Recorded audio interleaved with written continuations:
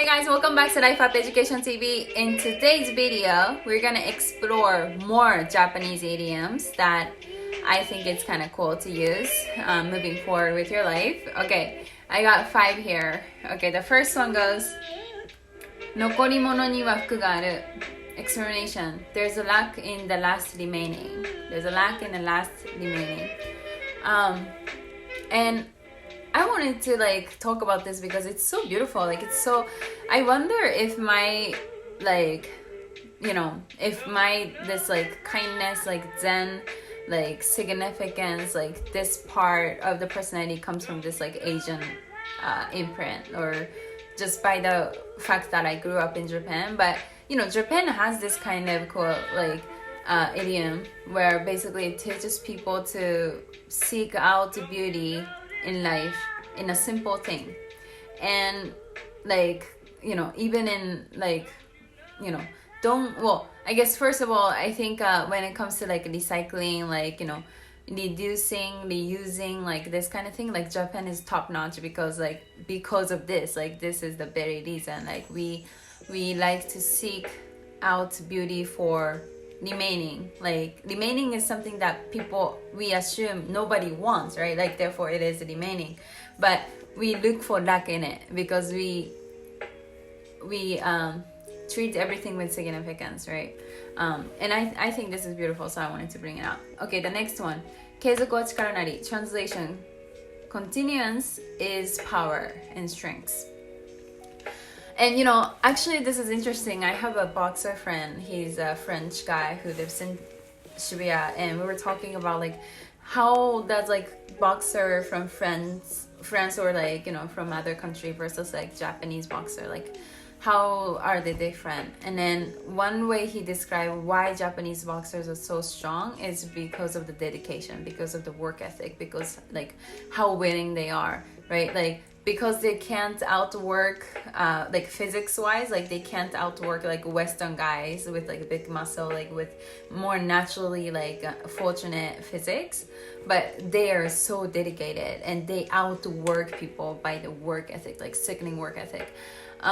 And I kind of think of that, Japanese people are so resilient and they're just so heads down, ready to work, and they have this working attitude. And yeah, a lot of people from all nationalities, a lot of people were surprised how dedicated I was, how I was always the last person to leave the office. I was so dedicated, right? So I didn't even notice that about me, but people told me that they were surprised, right? And now I think of it, it's definitely something to do with my upbringing, by the fact that I'm Japanese and I grew up in a Japanese culture. People are so ready to work, and we're dedicated, and we outwork people because we're dedicated, right? That's our strength. Okay, the next one, 門前の小僧習わぬ経を読む. Basically the translation is how do you say, a monk who the environment makes our characters. Let's say the environment makes our characters. The direct translation is kind of difficult, so I'm just gonna try to put it on the show note if anyone's actually curious. But yeah, so the environment makes the characters. This is so true. What you put in literally makes who you are. And if you are not careful about what you put in, over a long period of time, definitely it makes you who you are. So it is just so important that you constantly and consciously choose your surrounding with positivity, with ambition, with inspiration. I say this with my experience too. I have always been an ambitious person, but in college and everything like that, I was a lot more chill, and I don't blame on anyone. It was my fault, but I just put myself in this position where I wasn't stimulated by any means, so it matters. Okay, the next one, mizu ni nagasu. So let flow in the water. And this is another very peaceful way of resolution, how Japanese people approach to conflicts, how people Japanese people prefer to let things heal, let things go, rather than like holding onto it, being obsessed with it, being suffered by it. Like, and I naturally have that. Like I believe in that more, and I think I'm way more chill because of that. I'm never like a dramatic person. I'm like I could be super like emotionless for certain things because my mind doesn't attach to anything, or at least I try not to. And I think it makes me happy because of it.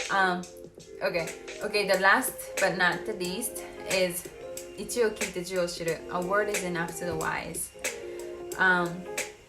And I like this, and I think I'm an observer. Like, definitely compare myself with like people from other country, but even like within Japan, like I'm definitely like a very observer. Like I like to observe things. I like to like analyze things. I need to learn something and put it in another framework to really consume the concept of what is going on. Like, so I do that naturally, and I think part of that comes from this very principle, like a word is enough to the wise. Like, I want to extract just as many information as I can from like minimal information. And I think we overlook too much of, like, we seek out too much information we can't even consume. Like, in reality, maybe like a minimal information is just enough for you to learn about something.